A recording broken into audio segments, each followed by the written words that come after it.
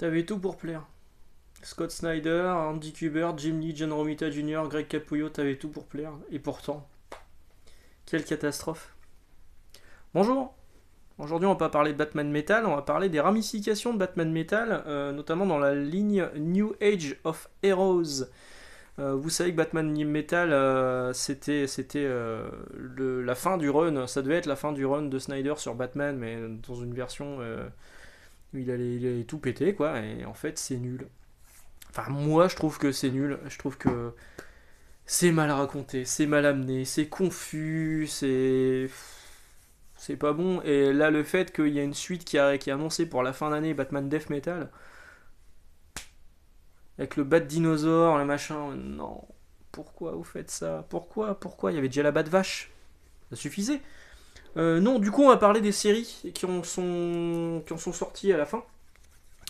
Alors, j'ai pas tout, hein, j'ai pas tout. À la base, il devait y avoir une nouvelle ligne qui avait été annoncée par DC Comics, une nouvelle gamme de comics, qui était la gamme Dark Matter.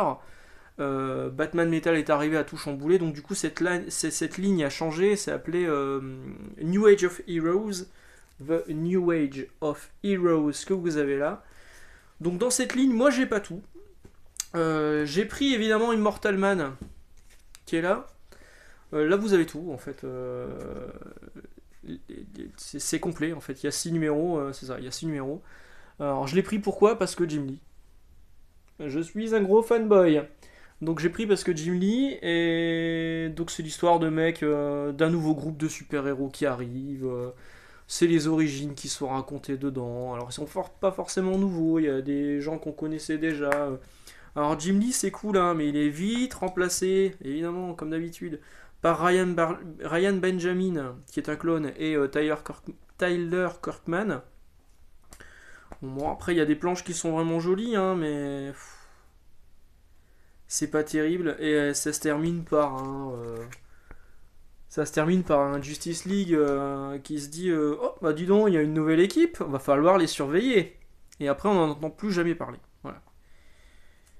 C'est pas top, c'est vraiment pas ce qui est de mieux, ce qu'il y a de mieux de sortie de cette gamme. C'est en un seul volume, hein, inédit en France évidemment.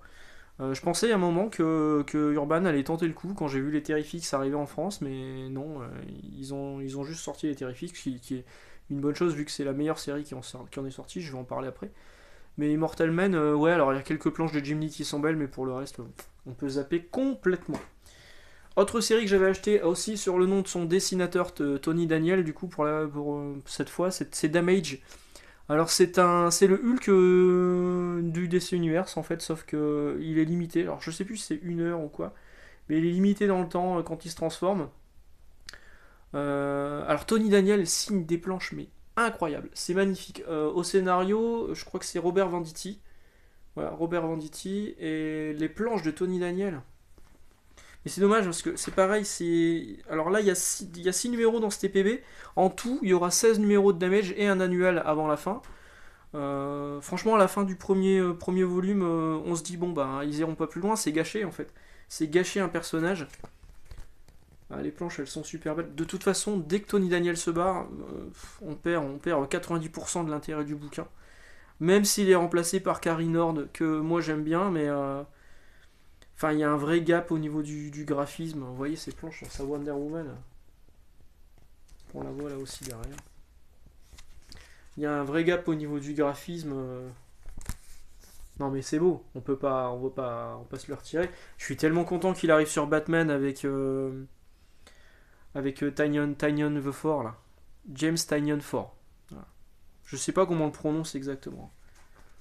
Donc Carrie Nord, alors c'est bien, hein, mais c'est quand même différent quoi.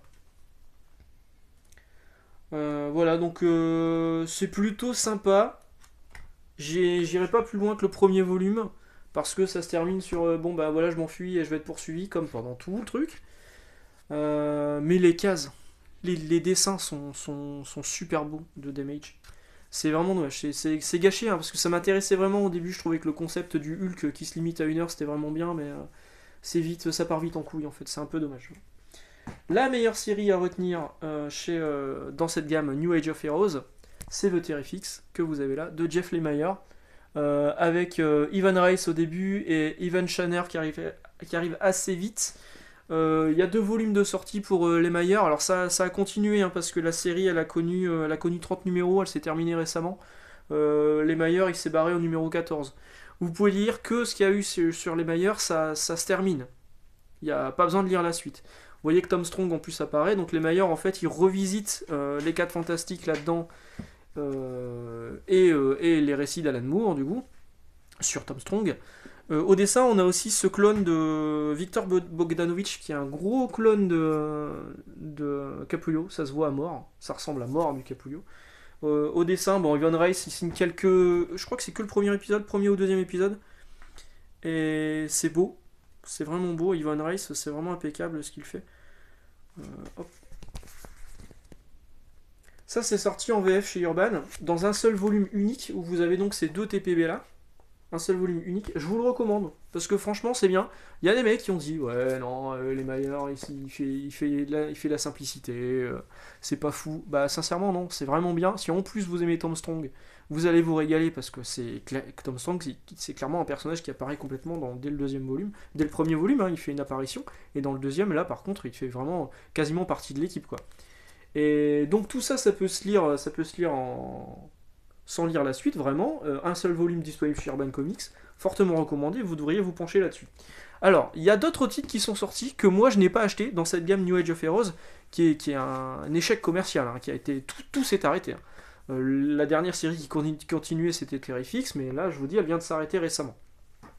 Alors il y a eu, j'ai noté, hein, il y a eu The Silencer par Dan Abnett et John Romita Jr. Alors celle-là je pense qu'un jour je vais l'acheter en TPB aussi. Juste pour le trait de Romita Junior, même si, encore une fois, je crois qu'il se barre assez rapidement. Il y aura eu en tout 18 numéros plus un annuel. Il y aura eu Sideways par Dan Didio. Alors Dan Didio qui était l'une des têtes pensantes de chez DC Comics avec Jim Lee, etc. et qui a été éjecté il n'y a pas longtemps, ce qui a foutu le bordel chez DC Comics. Hein. Il avait prévu ce qu'il appelait la 5ème génération, je crois que c'était la 5ème génération.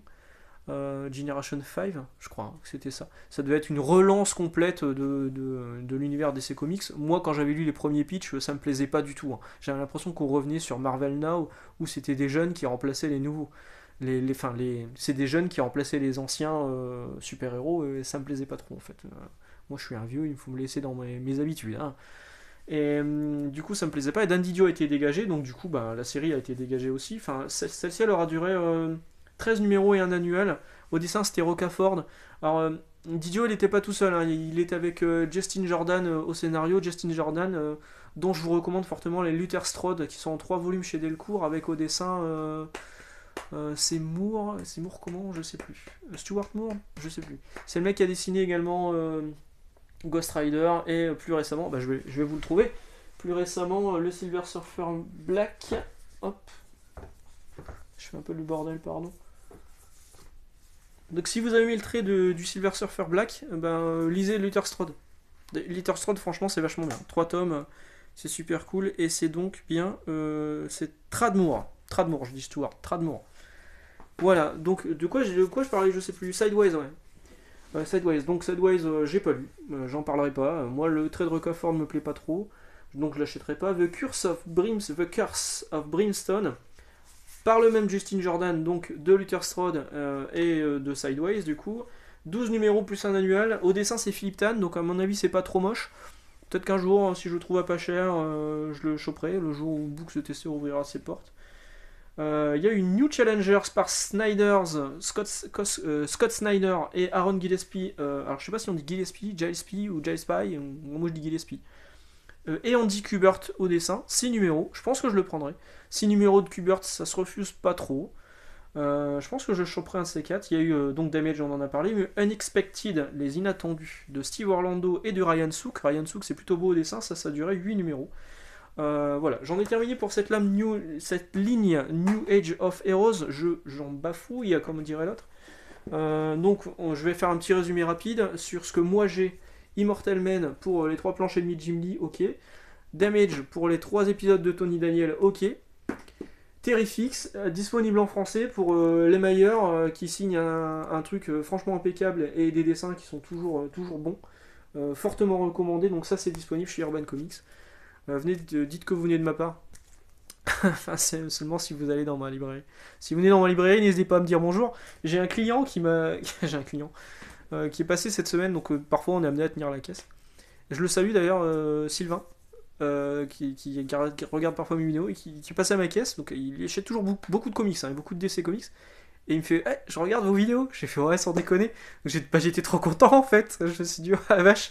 Donc si vous passez par ma librairie, encore une fois, je donne pas l'adresse exacte parce que bon, on sait jamais. On va éviter les meutes. Si vous passez par ma librairie, n'hésitez pas à venir me dire bonjour et puis qu'on discute, on contagne un peu le bout de gras quoi. Voilà, sur ce, à demain. Aujourd'hui, nous sommes mardi, donc ça veut dire que je suis en plein travail. Je suis en train de préparer les soldes. Sans doute les soldes. Il faut que je. Parce que mine de rien, c'est quand même à la fin du mois. Donc j'ai du travail qui m'attend. Voilà, sur ce, bonne journée et à demain. Ciao.